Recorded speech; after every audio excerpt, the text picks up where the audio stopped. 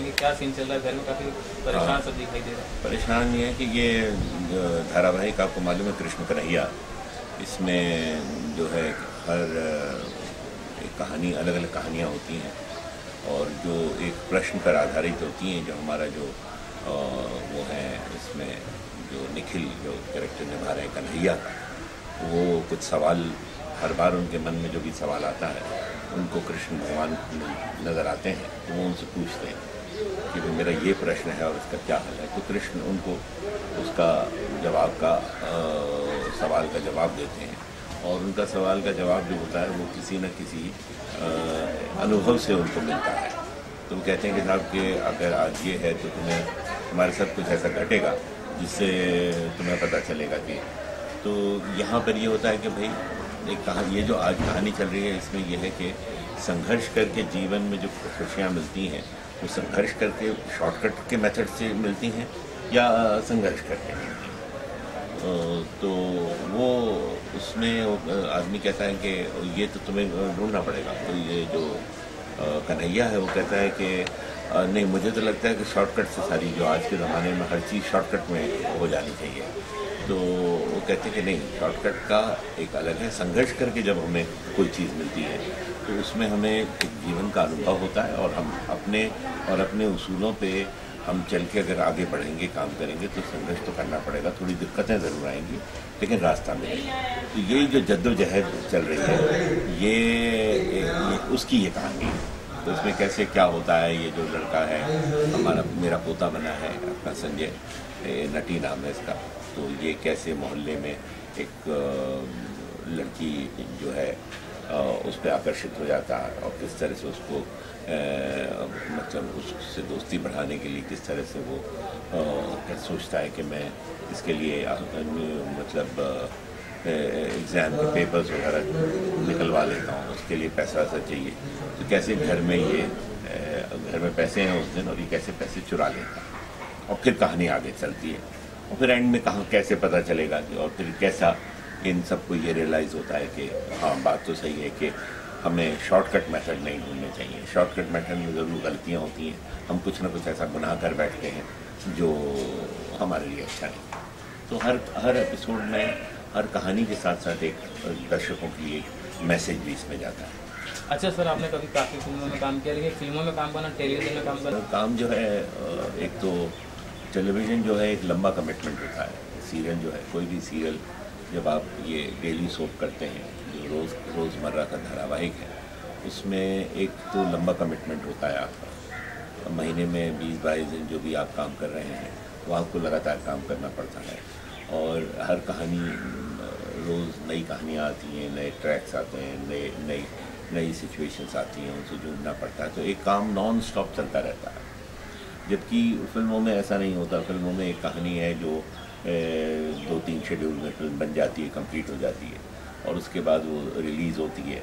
फिर उसका जो भी नतीजा होता है, अगर चल गई तो उसका फिर जो आपको उसका कितना उससे फ़ायदा मिलता है, आपके कैरेक्टर उस फिल्म में किस तरह के हैं वो कैरेक्टर, और अगर दर्शकों तक पहुंचता है तो फिर आपको उसका वो मिलता है, अच्छा फल मिलना है। अगर वो कैरेक्टर दर्शकों को पसंद आता है और फिल्म चल जाती है तो उसका एक अलग वो होता है, उसका एक अलग तरह का एक फ़ायदा होता है। लेकिन चक्कर ये है कि टेलीविज़न और सिनेमा में फ़र्क ये है कि टीवी में ये न्यूज़पेपर की तरह है, अपना पढ़ा और फेंक दिया।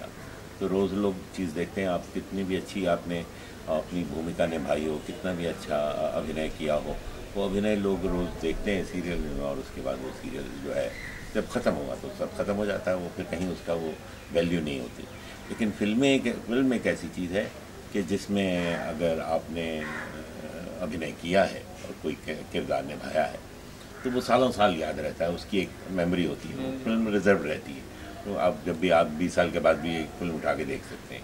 लेकिन आज सीरियल हम कोई कहें कि हम 20 साल पहले हमने ये सीरियल किया था और इतनी बढ़िया भूमिका की थी, उसका कहीं कोई रिकॉर्ड नहीं होता है। वो होती है, लोग देखते हैं, उसकी सराहना करते हैं और वो ख़त्म हो जाता है। कुछ 1-2 धारावाहिकों को छोड़ दीजिए, जैसे महाभारत है या बुनियाद है जो हमने किया था, उसमें वो बात और थी कि भाई वो पुराने ऐसे धारावाहिक थे जो जिन्होंने बनाए थे, उनके पास उसके कॉपीराइट थे, उन्होंने वो सब्जेक्ट्स अपने पास रखे हैं, तो उनकी कॉपियाँ आपको महाभारत वगैरह की कहीं ना कहीं मिल जाती हैं या बुनियाद की भी मिल जाती हैं। लेकिन बाकी जो सीरियल्स प्राइवेट चैनल में हमने किए हुए हैं वो कहाँ गए, कैसे, क्या, उनका तो कुछ पता नहीं चलता, बस सीरियल ख़त्म, कहानी ख़त्म। अच्छा, इस तरह के शो में काम करना कितना एंजॉय कर रहे हो, किस तरह से जुड़े इस शो से, उसके बारे में बताएंगे। जुड़े तो ये था कि इससे पहले मैं बालिका वधू कर रहा था और 2.5 साल तक मैंने वो शो किया। उसमें हमारी फैमिली का काम ख़त्म हो गया और बालिका वधू में एक फिर से एक नया लीप आया जिसमें हमारी पूरी फैमिली, शिव की फैमिली और ये जो थी वो ख़त्म हो गई और कहानी आगे चली गई और उस आगे कहानी में हम लोगों का कुछ ज़्यादा था नहीं, तो हमारे किरदार ख़त्म हो गए उसमें। उसके बाद जैसा होता है कि एक धारावाहिक ख़त्म होता है, फिर आप इंतज़ार करते हैं कि कोई अच्छा दूसरा धारावाहिक मिले जिसमें अच्छा कैरेक्टर हो या कोई नई चीज़ मिले, एक थोड़ा सा इंतज़ार सा रहता है। तो वो ख़त्म होते ही मुझे ज़्यादा इंतज़ार नहीं करना पड़ा क्योंकि यहाँ ये गरिमा प्रोडक्शन से मुझे इस धारावाहिक का ऑफ़र आया, तो मैंने सोचा कि अच्छा एक तो कॉन्सेप्ट मुझे अच्छा लगा कि इसमें एक जिसे कहना चाहिए हमारे समाज के लिए, हमारी संस्कृति और हमारे उसके जुड़ा हुआ ये जो कृष्ण कन्हैया का एक वो है, एक तरह से इसमें जो मैसेज दिए गए हैं वो हमारे समाज के लिए बहुत अच्छे हैं। लेकिन जो उसको दर्शकों तक पहुंचाने का तरीका है वो एक बहुत संजीदा तरीका नहीं है, बहुत सीरियस तरीका नहीं है, बस हंसते खेलते हैं, हंसी मजाक में सीरियस सीन्स आते हैं और जिनको करने में बड़ा मज़ा आता है। Emotional scenes, genuine emotional scenes आते हैं, उनमें ह्यूमर नहीं होता, लेकिन ह्यूमर बेस रखता है अपने डे टू डे का ह्यूमर, एक पारिवारिक परिवार में जिस तरह से मौज मस्ती होती है वो रहता है। और जहाँ पर एक सीरियस मैसेज देना है वहाँ सिचुएशन सीरियस भी आती है। तो और हर कहानी अलग अलग होती है, मतलब एक कहानी 3 पार्ट में चली, 2 पार्ट में चली, 4 पार्ट में। एक कहानी मंडे शुरू हुई, उसका उद्देश्य जैसा मैंने बताया कन्हैया के प्रश्न से जुड़ा होता है वो, जिसका जवाब कृष्ण देते हैं और कृष्ण कहते हैं कि तुम्हें एक ऐसा अनुभव होगा, और वही रचते हैं ये रचना, और कैसे वो एक नई सिचुएशन में फंसते हैं और उससे उनके प्रश्न का हल निकलता है। तो ये एक है, तो इसलिए कहानियाँ अलग आती रहती हैं, एपिसोड्स अलग अलग होते हैं, सिचुएशंस अलग होती हैं। और ये छोटा ही परिवार है, बहुत बड़ा परिवार हमारा है नहीं, तो इसलिए करने में बड़ा मज़ा आता है। जो इमोशनल सिचुएशन है उनको इमोशनल तरीके से निभाने में मज़ा आता है, जो ह्यूमर की हैं, कॉमेडी की हैं सिचुएशन, उनको करने में अपना मज़ा है। तो और सभी आर्टिस्ट बहुत अच्छे हैं, तो एक बड़ा अच्छा पारिवारिक माहौल बना हुआ है।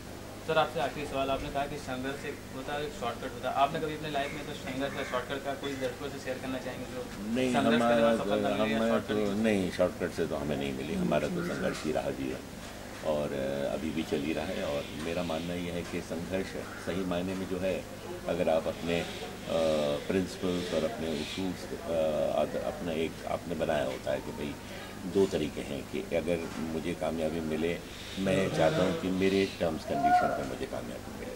कामयाबी हर आदमी चाहता है, जो भी प्रयत्न कर रहा है वो प्रयत्न करने का रिजल्ट तो चाहता ही है, और जो भी कलाकार है वो चाहता है कि भाई उसका काम लोगों तक पहुँचे, ज़्यादा से ज़्यादा लोगों तक पहुँचे, और जितनी वैरायटी एक अच्छा एक्टर चाहता है करे, तो ये तो सबकी इच्छा होती है, वो तो महत्वाकांक्षा हर आदमी की।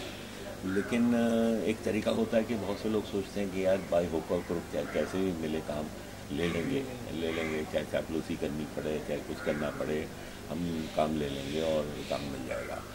लेकिन हमारा वो नज़रिया नहीं रहा, हमारा ये नज़रिया रहा है कि भाई हम अपने टर्म्स पे काम करेंगे और अपनी मर्ज़ी से काम करेंगे, और क्या कहते हैं, अपने काम के ज़रिए मैंने हमेशा ये चाहा कि मेरे काम के ज़रिए मुझे काम मिले, किसी और तरीके से काम ना मिले। तो नेचुरली जब एक काम आप करते हो वो उसकी सराहना होती है तो दूसरा काम आता है, दूसरे काम से तीसरा काम आता है, फिर धीरे धीरे लोगों को पता चलता है कि अभिनेता के रूप में आप में कितनी गहराई है, कितनी वैरायटी आप कर सकते हैं।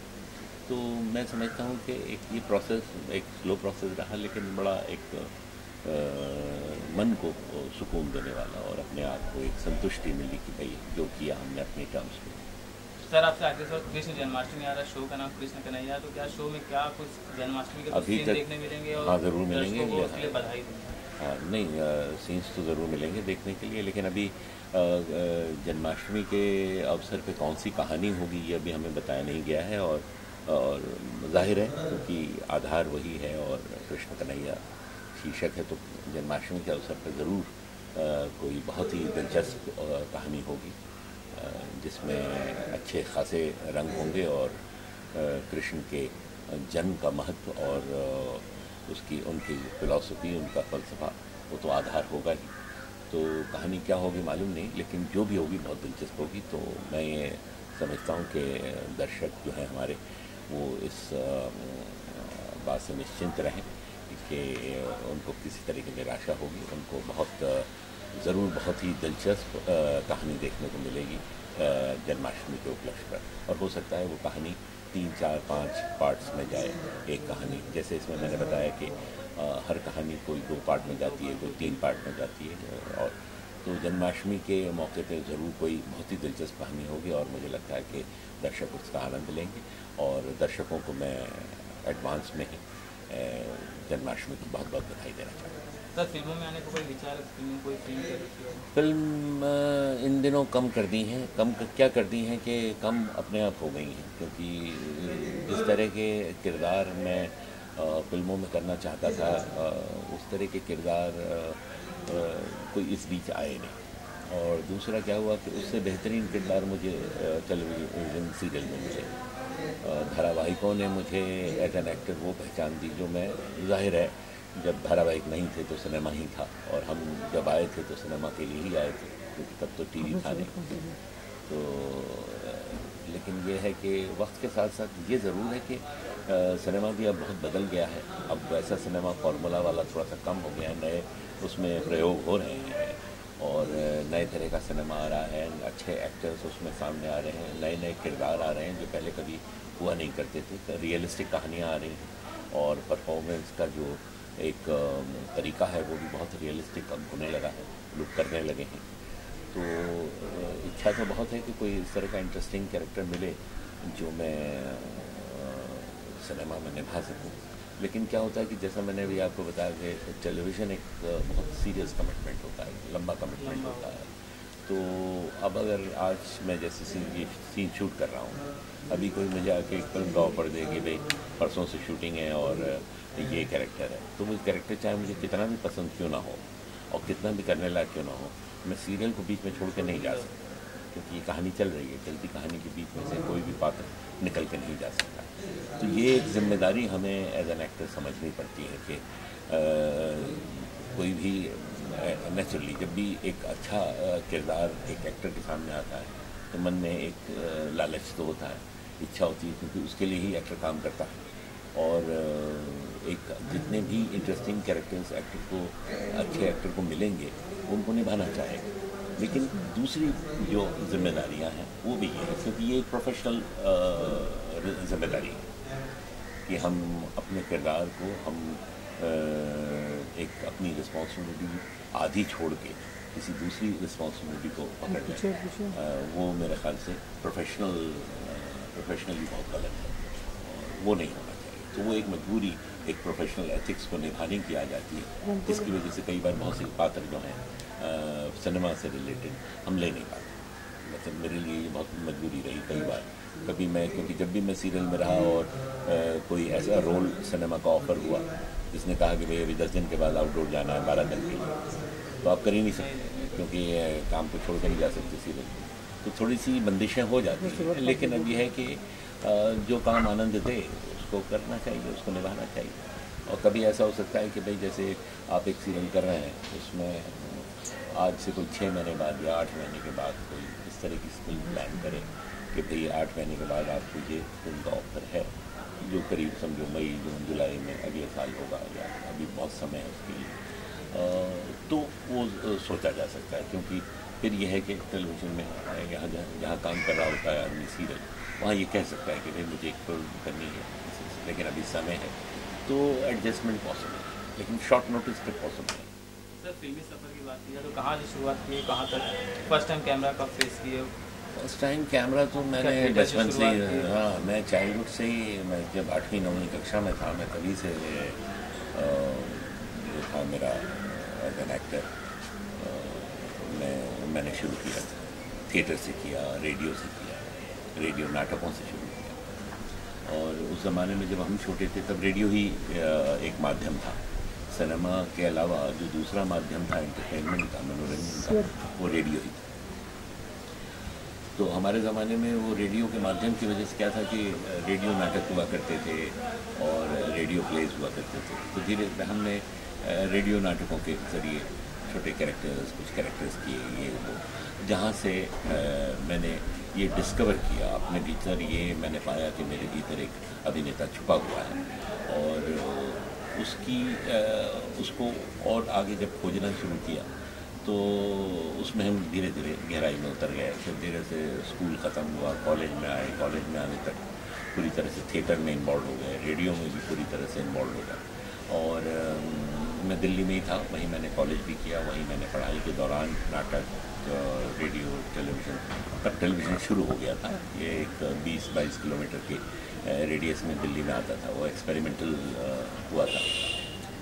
और दूरदर्शन केंद्र, पहला दूरदर्शन केंद्र दिल्ली में खुला था उस वक्त जब मैं कॉलेज में था। तो वहाँ भी हमने ऑडिशन दिया, वहाँ भी नाटक वाटक करते रहे। तो धीरे धीरे रेडियो, टेलीविज़न, थिएटर, ये सब में दखल देते रहे और फिर अनुभव बढ़ता रहा और सराहना भी होती रही काम की। और ऐसा लगा कि मन में ये तय कर लिया कि अगर जीवन में किसी व्यवसाय में जाना है तो वो अभिनय का व्यवसाय है और अभिनय को ही अपना व्यवसाय बनाना है। लेकिन क्या है कि लेकिन कुछ परेशानियां थी। पारिवारिक परेशानियां ये थी कि पिताजी हमारे जो खुद बहुत बड़े आर्टिस्ट थे और वो रेडियो के बहुत बड़े न्यूज़ रीडर थे उस ज़माने के। उस ज़माने में जैसा मैंने कहा कि रेडियो ही सब होता था, तो रेडियो के वो हिंदी समाचार वाचक थे। श्री देवकीनंदन पांडे उनका नाम था और बहुत वो अपने फील्ड के बादशाह रहे। और तो बहुत सी चीज़ें प्रतिभा के नाम पर ये कह लीजिए हमें उनसे विरासत में ही मिली। और लेकिन उनकी तरफ से, क्योंकि मैं इकलौता लड़का हूँ उनका, और तो एक मध्यम वर्गीय परिवार में एक मन में ये भावना रहती है माँ बाप के कि एक ही लड़का है, वो भी एक ऐसे व्यवसाय में चला जाए जहाँ रिस्क है, ख़तरा है, कोई एक निर्धारित दिशा नहीं है, आदमी भटक भी सकता है, खो भी सकता है और जीवन बर्बाद भी हो सकता है। तो एक इस तरह का भय जो था, जो कि बड़ा स्वाभाविक था, वो हमारे स्पेशली पिताजी के मन में था। वो चाहते थे कि हम कोई सिक्योर्ड नौकरी करें, कोई जॉब कर लें, ऐसा जो अपना जहाँ कम से कम एक सिक्योरिटी हो। और नाटक वाटक हम शौकिया करते रहे, लेकिन हुआ उल्टा कि मैं उसी को व्यवसाय बनाना चाहता था। फिर धीरे धीरे उन्होंने भी देखा कि मैं मेहनत कर रहा हूँ, जहाँ काम करता हूँ वहाँ काम में सफलता मिलती है, लोग काम की तारीफ़ करते हैं। और जो उनके संपर्क में लोग आते थे वो खुद कहते थे हमारे पिताजी से कि भाई आपका बेटा बहुत अच्छा काम कर रहा है। और तो एक प्रोत्साहन तो मुझे मिला ही। धीरे धीरे कॉलेज वॉलेज करने के बाद मैंने फिर ये डिसाइड किया कि एक्टिंग को ही करियर बनाना है। तो थिएटर तो चूँकि मैं करता था, तो थिएटर को करियर बनाना तो मुश्किल नहीं था, लेकिन कि थिएटर में करियर ही नहीं था। आज भी नहीं है लोगों का, आज भी थिएटर शौकिया ही लोग करते हैं और जीवनी अभी भी जीविका से नहीं चलाई जा सकती। तो ले दे के बचता था एक मनोरंजन का साधन सिनेमा। तो सिनेमा के लिए आना है, और सिनेमा जो है वो बेस्ड महाराष्ट्र में, बॉम्बे में ही था। तो मतलब आप दुनिया के किसी भी कोने में हो, हिंदी सिनेमा में अगर आपको आना है तो आपको बॉम्बे ही आना पड़ेगा, सब कुछ छोड़ के, चाहे आप लाइक करें या ना करें। तो वही हमें भी करना पड़ा। लेकिन मैंने एक थोड़ा सा दूसरा रास्ता ये अपनाया कि मैं फिल्म एंड टेलीविज़न इंस्टीट्यूट जो पूना में है, मैंने वो ज्वाइन किया 74 में, क्योंकि तब तक फिल्म एंड टेलीविज़न इंस्टीट्यूट को एक मान्यता मिल चुकी थी और वहाँ से निकले हुए बहुत से कलाकार इंडस्ट्री में अपना नाम बना रहे थे, कुछ बना चुके थे और अपकमिंग एक्टर्स बहुत आ रहे थे। तो फिल्म एंड टेलीविज़न इंस्टीट्यूट को एक ऐसा रिकग्निशन मिल गया कि फिल्म इंडस्ट्री में लोग ये कहने लगे कि नहीं यार, ये इंस्टीट्यूट से जो लोग निकल के आए हैं वो वाकई अच्छे कलाकार हैं। और ये तो एक ऐसा हो गया कि एक संस्थान जहाँ से आप पढ़ के निकलते हैं और उसको मान्यता मिली हो, तो एक थोड़ा सा आसान तो नहीं हो जाता, लेकिन ये होता है कि आप जाके अपना इंट्रो कर सकते हैं, बता सकते हैं कि साहब मैं संस्थान से हूँ। तो वही हुआ, तो मैंने वहाँ से पास आउट होकर मैंने 74 में ज्वाइन किया और 74 से 76 में पूना फिल्म इंस्टीट्यूट में था। 76 के बाद फिर मैं बॉम्बे आ गया। तो बस उसके बाद फिर यहाँ बम्बई का सफ़र शुरू हो गया। फिर बहुत से काम करते रहे, यहाँ रेडियो भी किया, टेलीविज़न भी किया, थिएटर भी तो अभी भी करता हूँ। तो फिर धीरे धीरे किसी ने एक काम देखा, उसने ब्रेक दिया। पहला ब्रेक में फिर फिल्म धुआं, दुलाल गुहा साहब थे, बहुत बंगाली डायरेक्टर थे, बहुत बड़े डायरेक्टर थे उस ज़माने के, बड़े मशहूर डायरेक्टर। तो उन्होंने मुझे कहीं एक टीवी नाटक में देखा था और वो उस वक्त फिल्म प्लान कर रहे थे, तो उन्होंने मुझे पहला ब्रेक दिया। धुआं नाम था उस फिल्म का। मिथुन चक्रवर्ती उसमें हीरो, रंजीता थी, राखी जी थी, अमजद साहब थे। अच्छा प्रोजेक्ट था, लेकिन अनफॉर्चुनेटली फिल्म कोई बॉक्स ऑफिस सक्सेस नहीं मिली, क्योंकि फिल्म के लिए बहुत ज़रूरी है फिल्म से जुड़े हुए जितने भी कलाकार हैं वो उनको फ़ायदा तभी होता है जब फिल्म बॉक्स ऑफिस पे कुछ कामयाब हो जाए, वरना होता है लोग सराहना करते हैं काम की, और लेकिन फिर बात वही की वही रह जाती है। लेकिन बिजनेस पॉइंट ऑफ व्यू से, आपकी करियर के पॉइंट ऑफ व्यू से उसका कामयाब होना बहुत ज़रूरी है। सर इतने समय से आप फिल्मी सफर में थे, सबसे यादगार पल कौन सा होगा जो होगा? यादगार पल तो बहुत हैं, एक पल तो कहना याद नहीं, उस तरह से मेंशन नहीं कर पाऊँगा, बहुत से पल हैं, बट इंटरेस्टिंग सफ़र रहा और चल रहा है, अभी भी चल रहा है। Thank you.